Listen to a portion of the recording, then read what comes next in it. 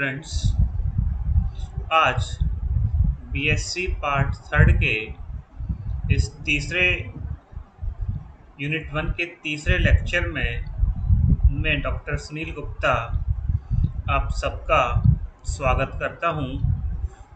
आज जैसा आप स्क्रीन पर देख पा रहे हैं, हम लोग पढ़ेंगे पियर्सन कंसेप्ट, पियर्सन की अवधारणा।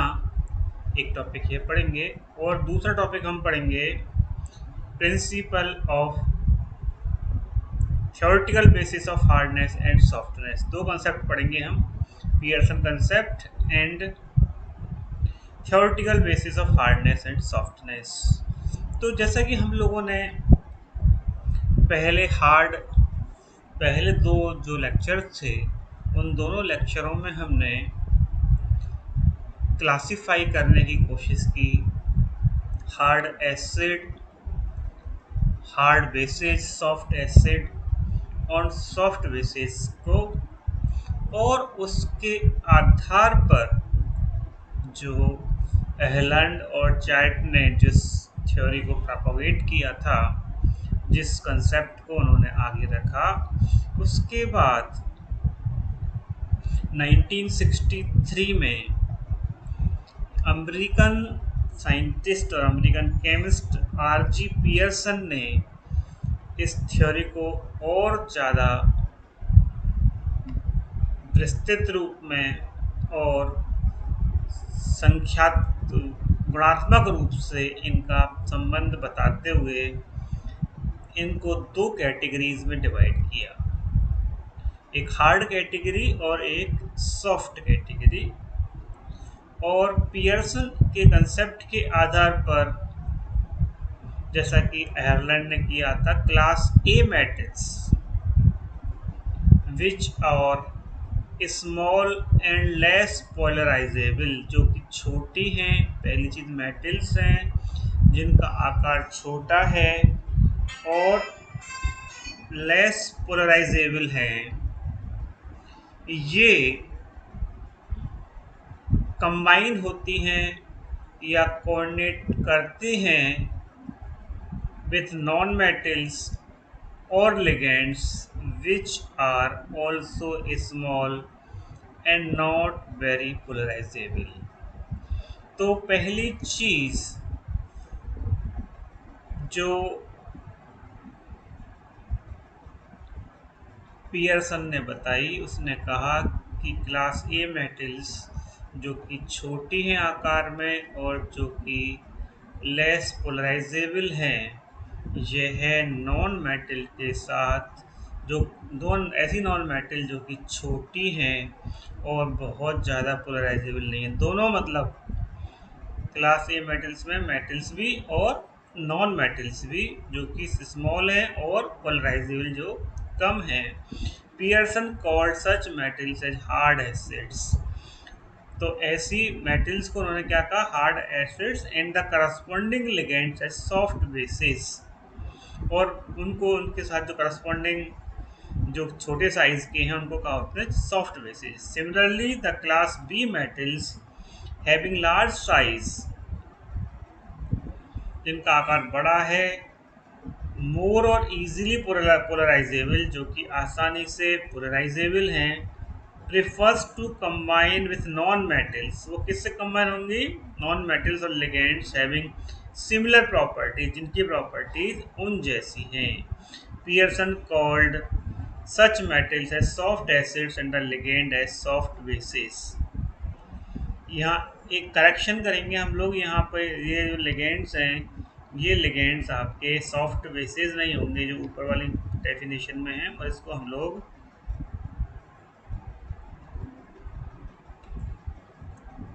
हार्ड बेसिस के रूप में जानेंगे।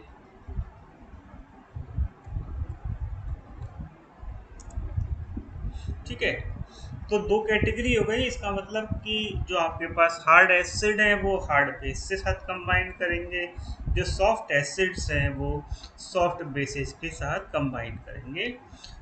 तो इसके आधार पर पियर्सन ने अपना प्रिंसिपल दिया, प्रिंसिपल ऑफ पियर्सन कंसेप्ट। इसमें पियर्सन सजेस्ट करते हैं एक रूल ऑफ थंब बनाते हैं, जो कि जिसके आधार पर वो कहते हैं कि hard acids prefer to bind with hard basis.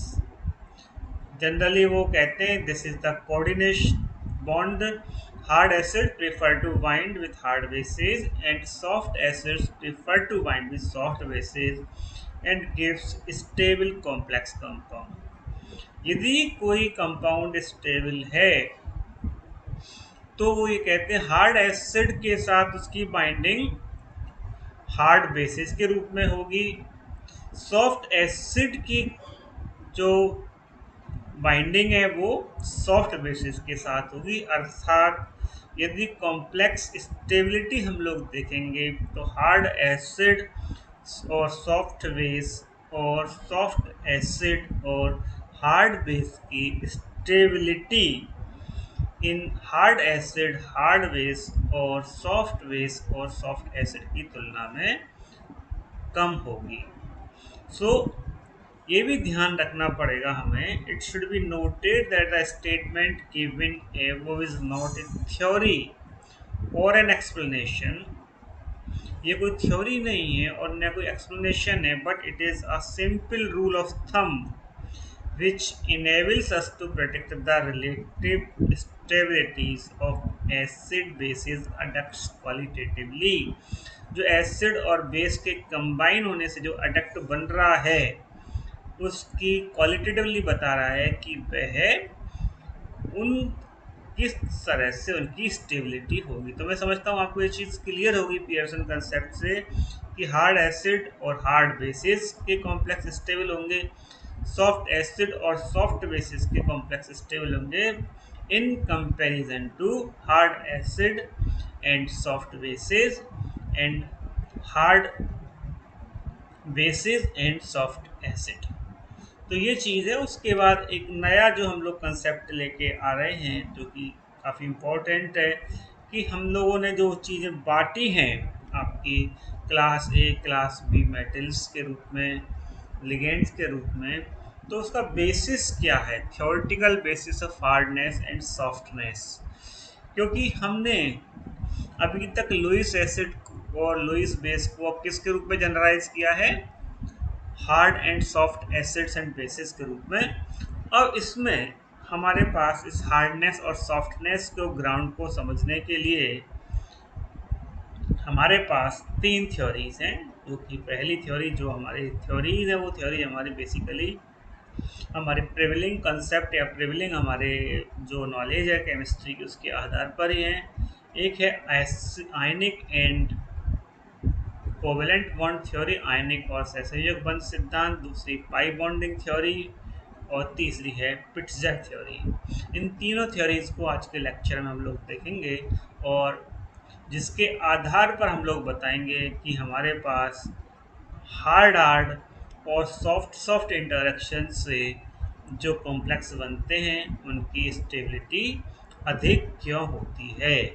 तो उसके लिए सबसे पहला जो हमारे पास थ्योरी है, सबसे जनरल थ्योरी है, वो है आयनिक और सहसंयोजक बंध सिद्धांत। इस थ्योरी के अंतर्गत सबसे पहले हम लोग बताते हैं कि यदि हमारे पास हार्ड एसिड और हार्ड बेसिस के बीच में यदि आयनिक बॉन्ड है, according to this theory ionic bond is formed by the interaction of hard acids and hard bases। तो इसका मतलब है कि यहाँ पर जो यदि आयनिक बॉन्ड बन रहा है इसका मतलब वहाँ किस तरह का इंटरेक्शन है, हार्ड एसिड और हार्ड बेसिस के बीच में। Whereas covalent bond is found by the interaction of soft acids and soft basis. तो इसने बिल्कुल क्लियर कट कर दिया आयनिक एंड कोवेलेंट थ्योरी ने, एक तरह से क्लासिफिकेशन कर दिया।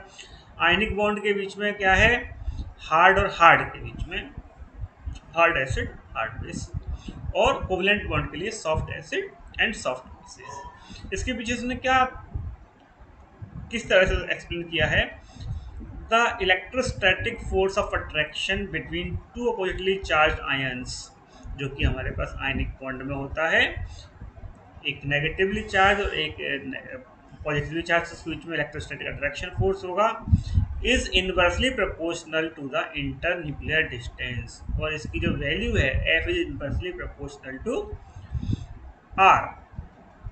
सो the internuclear distance will be less in case of smaller ions, क्योंकि हमारे पास जो है हार्ड एसिड और हार्ड बेसिस हैं उनके बीच में जो डिस्टेंस है, उनका जो साइज है वो खुद का छोटा है, इसलिए उनकी इंटरन्यूक्लियर डिस्टेंस भी कम होगी, और इसलिए उनके बीच में जब इंटरन्यूक्लियर डिस्टेंस कम होगी तो आयनिक फोर्स फोर्स ऑफ अट्रैक्शन ज़्यादा होगा, therefore the electrostatic attraction between two ions will be greater and consequently the resulting compound will be highly stable. यदि जब हम ज़्यादा अट्रैक्शन फोर्स होगा तो वो इसकी स्टेबिलिटी बढ़ जाएगी। दूसरी सॉफ्ट एसिड और सॉफ्ट बेसिस के लिए हम लोग कोवेलेंट बॉन्ड थ्योरी काम में ले रहे हैं, जिसमें covalent bond is found by the interaction of soft acids and soft basis.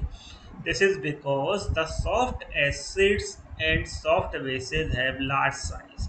वहाँ पे हम लोगों ने स्मॉल साइज लिया, स्मॉल साइज के लिए हमने स्मॉल से बताया कि उनकी डिस्टेंस कम हो जाती है, लेकिन यहाँ पे हमारे पास साइज कैसी है दोनों की, साइज इन दोनों की बड़ी है, और इस साइज बड़ी होने की वजह से पोलराइजेशन इफेक्ट इंपॉर्टेंट हो जाएगा। The polarisation effects are therefore important to explain their interactions. तो यहाँ पर हमारे पास सॉफ्ट एसिड और सॉफ्ट बेसिस को एक्सप्लेन करने के लिए पोलराइजेशन इफेक्ट बढ़ जाएगा, इसलिए soft acids are generally transition metal ions having 6 और मोर d electrons, so the d subshells are easily polarized, क्योंकि उसके पास इलेक्ट्रॉन्स है, 6 इलेक्ट्रॉन्स है, इसलिए वो इजीली पोलराइज हो जाती है। Therefore the complexes formed by soft acids and soft bases have covalent bonding and are stable। तो कोवेलेंट बॉन्ड के लिए हमारे पास क्राइटेरिया हो गया, क्योंकि इसमें साइज इसका बड़ा है इसलिए पोलराइजेशन फैक्टर इंपॉर्टेंट हो जाएगा।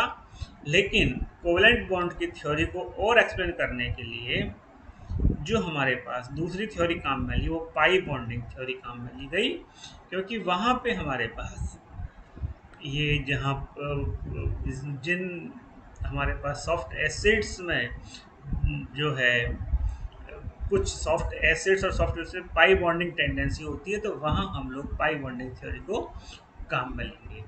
This theory was given by Mulliken and Chatt to explain soft soft interaction on the basis of pi bonding. तो ये भी जो हमारे पास एक तरह से जो है सॉफ्ट सॉफ्ट इंटरेक्शन को एक्सप्लेन करने के लिए काम में आती है पाई बॉन्डिंग।